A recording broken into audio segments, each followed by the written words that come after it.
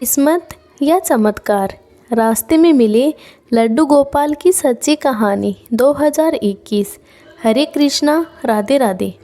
आप सभी का स्वागत है। आज हम फिर से ठाकुर जी की एक बहुत ही सुंदर सी और अलौकिक सी लीला लेकर आए हैं।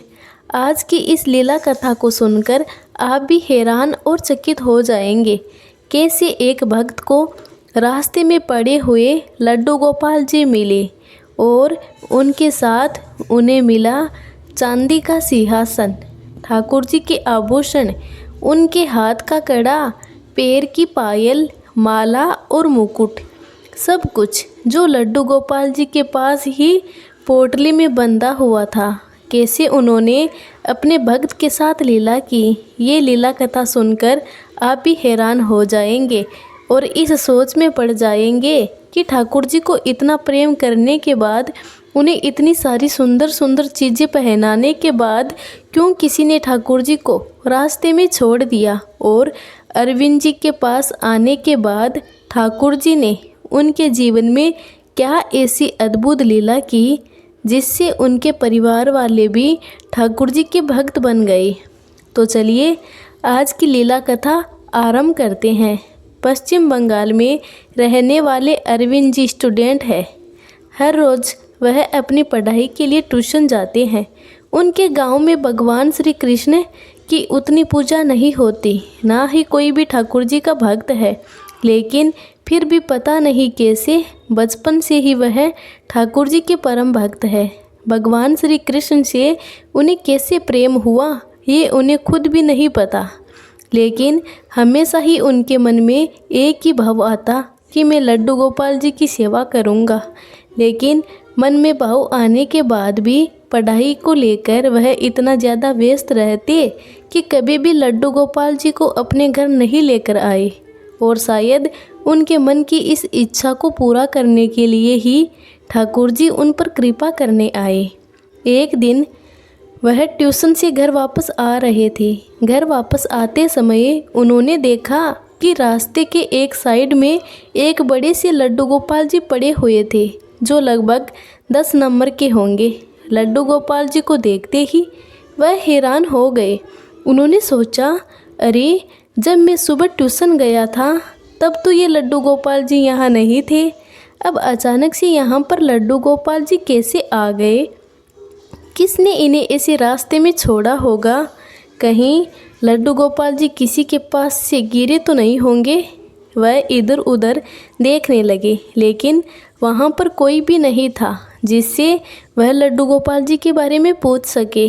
गोपाल जी को रास्ते में ऐसा पड़ा हुआ देखकर उन्हें बहुत ज़्यादा दुख हो रहा था और साथ ही बहुत ज़्यादा खुशी भी हो रही थी। उन्होंने जल्दी से लड्डू गोपाल जी को अपनी गोद में ले लिया। गोपाल जी को गोद में लेते ही उनके मन में ये सवाल आया कि अगर लड्डू गोपाल जी किसी के पास से गिर गए होंगे तो फिर इनके शरीर पर पोशाक तो होनी चाहिए, लेकिन इन्होंने तो पोशाक भी नहीं पहनी है। इनके ऊपर इतना कीचड़ लगा हुआ है जिसे देखकर लगता है कि ये आज नहीं बहुत दिनों से यहाँ पर पड़े हुए हैं। लेकिन अगर ये बहुत दिनों से यहाँ पर है तो मुझे कभी दिखाई क्यों नहीं दिए, आज ही मुझे क्यों दिखे? लेकिन इस बारे में उन्होंने ज़्यादा नहीं सोचा और लड्डू गोपाल जी को लेकर अपने घर पर आ गए। घर पर आते ही जब उन्होंने अपनी माताजी को सारी बात बताई तो माताजी बहुत खुश हुई। उन्होंने लड्डू गोपाल जी को अपनी गोद में ले लिया और कहने लगी, अरे वाह, मैंने तो कभी सोचा ही नहीं था कि मैं लड्डू गोपाल जी की सेवा करूंगी, लेकिन ठाकुर जी ने मेरे मन की इच्छा पूरी कर दी। और देखो वह स्वयं ही आ गए। चलो बेटा, अब देर मत करो, इनकी हालत बहुत ख़राब है, इन्हें जल्दी से स्नान करा दो बेटा और इन्हें कुछ भोग निवेदन करो। गोपाल जी के प्रति माँ का प्रेम देखकर अरविंद जी और भी ज़्यादा प्रसन्न हो गए। वह जल्दी से अपना ट्यूशन बैग रखते हैं और ठाकुर जी को लेकर पंचामृत को से स्नान कराते हैं। स्नान कराने के बाद अपनी माताजी को बुलाने लगते हैं। वह कहते हैं, मम्मी ठाकुर जी को स्नान तो करा दिया, लेकिन इन्हें हम स्थापित कहाँ करेंगे? ऊपर से इनकी कोई पोशाक भी हमारे पास नहीं है। अब क्या करें? अरविंद जी की माताजी उन्हें कहती है, रुको 1 मिनट, मैं आती हूँ। यही कहकर वह अपने घर में चली जाती है। उनके पास तब ब्लाउज के पीस के अलावा कुछ भी नहीं था, तो उन्होंने एक ब्लाउज का पीस निकाला और लड्डू गोपाल जी के लिए थोड़ा सा फोल्ड करके उसे ही आसन बना दिया और ठाकुर जी को उस कपड़े के ऊपर विराजित कर दिया। अरविंद जी ने कहा, मम्मी आसन तो आपने बना दिया, लेकिन हमारे पास ठाकुर जी की कोई पोशाक नहीं है, अब क्या करें? माताजी ने कहा, अच्छा कोई बात नहीं, तुम एक काम करो, कल जब तुम ट्यूशन से आओगे तो ठाकुर जी के लिए कुछ पोशाक और श्रृंगार ले आना, लेकिन अभी मैं उनके लिए कपड़ा काटकर पोशाक बना देती हूँ, उसे ही तुम इन्हें धारण करवा दो। यही कहकर अरविंद जी की माताजी ठाकुर जी के लिए एक कपड़ा काटकर देती है। अरविंद जी उसे ही ठाकुर जी के पूरे शरीर पर लपेट देते हैं और कहते हैं, ठाकुर जी आपको देने के लिए अभी हमारे पास कुछ भी नहीं है, लेकिन आप चिंता मत करो, कल तक मैं सारी व्यवस्था कर लूँगा। यही कहकर वह ठाकुर जी को भोग लगाते हैं और उस दिन वह बहुत खुश होते हैं, क्योंकि उनसे सेवा लेने स्वयं ठाकुर जी उनके पास आए थे। ये कोई सामान्य बात थोड़ी ना थी। इस खुशी को वह कैसे बयां करे, वह ये समझ नहीं पा रहे थे।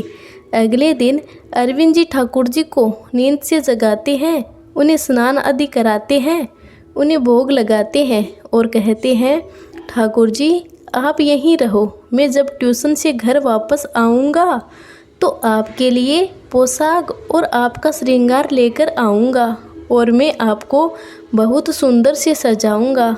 यही कहकर अरविंद जी ट्यूशन पढ़ने चले जाते हैं। ट्यूशन से जब वह घर वापस आ रहे थे तो कुछ देर में उन्हें याद आया, अरे आज तो मैं ठाकुर जी के लिए श्रृंगार और पोशाक खरीदने वाला था, मैं तो भूल ही गया। अब मैं वापस भी जाऊं तो कैसे जाऊं?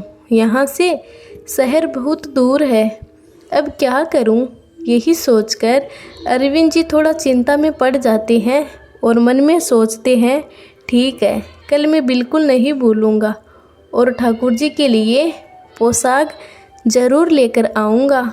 ये सोचकर वे फिर से घर की तरफ आने लगते हैं और तभी उनके जीवन में घटित होती है एक और अद्भुत घटना। कल जहाँ पर लड्डू गोपाल जी पड़े हुए थे, ठीक उसी जगह पर उन्हें एक पीले रंग की पोटली मिलती है। अब देखिए, ये तो स्वाभाविक बात है ना कि कल जहाँ उन्हें लड्डू गोपाल जी मिले थे वहाँ पर एक बार नज़र ज़रूर जाएगी और याद भी आएगा कि कल लड्डू गोपाल जी उन्हें यहीं पर मिले थे। ठीक उसी तरह अरविंद जी की नज़र उस जगह पर पड़ी, तभी उन्हें एक पीले रंग की पोटली दिखाई दी। वह उस पोटली को देखकर हैरान होकर सोचने लगे, अरे इस पोटली में क्या है? कल तो यहीं पर लड्डू गोपाल जी मिले थे, कल ये पोटली तो यहाँ पर नहीं थी, आज अचानक यहाँ पर कैसे आ गई? क्या इसे छूना ठीक रहेगा? मम्मी हमेशा कहती है रास्ते में कुछ भी पड़ा रहे उसे हाथ नहीं लगाना चाहिए, मैं क्या करूं? कुछ भी समझ में नहीं आ रहा। उनके मन में बार बार यह भी विचार आ रहा था कि एक बार देखना चाहिए कि इसके अंदर क्या है। फिर अरविंद जी सोचते हैं, चलो जो होगा सो होगा, एक बार देख लेते हैं इसके अंदर क्या है। यही सोचकर वह पोटली को खोलते हैं और तभी उनके जीवन में घटित होती है एक और अद्भुत घटना। उस पोटली के अंदर से निकलता है एक चांदी का बहुत ही सुंदर सा और प्यारा सा सिंहासन, उसके साथ ठाकुर जी की माला, हाथों की चूड़ी, पैरों की पायल और सिर का मुकुट, और साथ ही ठाकुर जी के लिए ढेर सारी पोशाकें। इन सब चीज़ों को देखकर अरविंद जी कुछ देर के लिए तो बहुत ज़्यादा हैरान हो जाते हैं और सोचते हैं ये सब क्या है?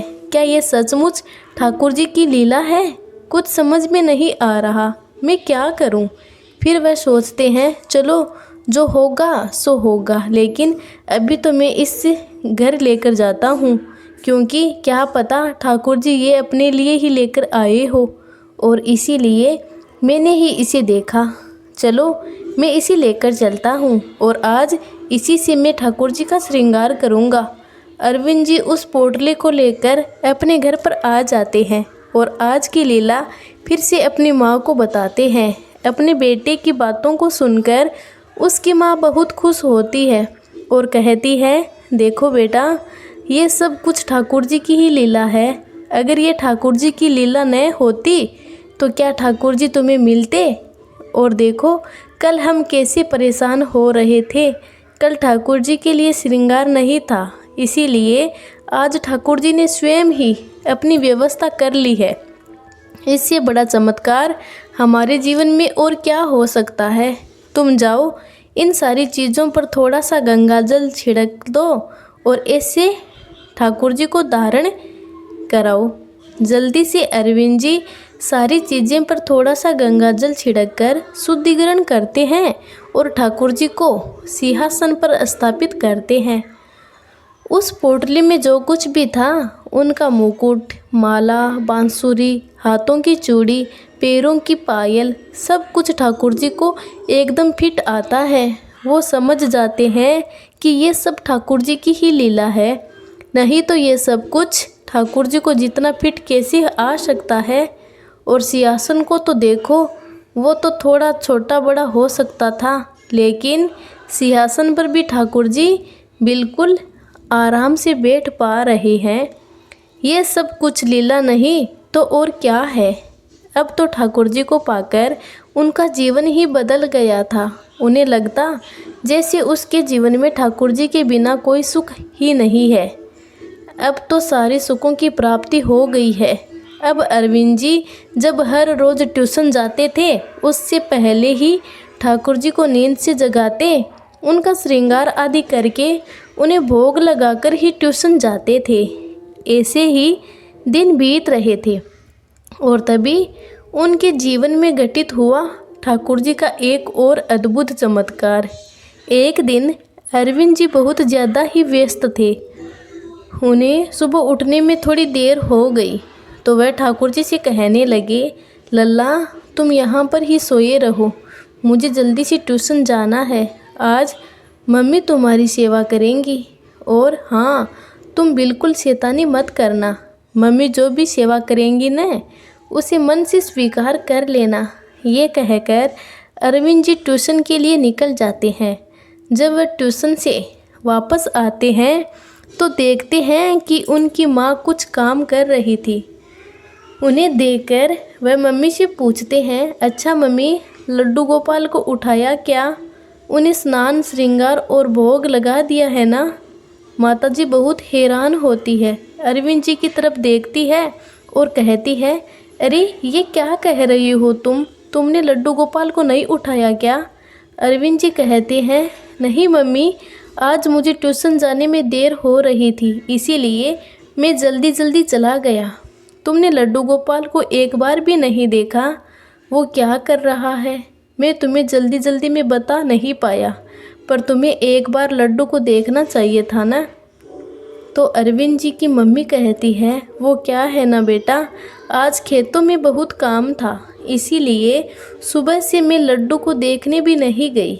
जाओ जाओ, तुम जल्दी जाओ, हाथ पैर धोकर लड्डू को नींद से जगाओ और उन्हें कुछ भोजन आदि कराओ। मुझे माफ़ कर दो, मुझे पता नहीं था। अगर तुम एक बार मुझे कह देते तो मैं लड्डू को ज़रूर नींद से जगा देती। अरविंद जी कहते हैं, मम्मी कितनी देर हो गई है, आपने एक बार भी लड्डू गोपाल को नहीं देखा। यही कहकर वह भागते हुए लड्डू के पास चले जाते हैं, लेकिन ये क्या, लड्डू गोपाल का बिस्तर खाली था, लड्डू गोपाल का सिंहासन खाली था, तो फिर लड्डू कहाँ गए? लड्डू को न पाकर अरविंद जी तो पागलों की तरह करने लगते हैं और जल्दी से भागते हुए अपनी मम्मी के पास आ जाते हैं। वह कहते हैं, मम्मी सच बताओ लड्डू कहाँ है, क्योंकि मम्मी लड्डू न सिंहासन पर है और न ही उनके बिस्तर पर।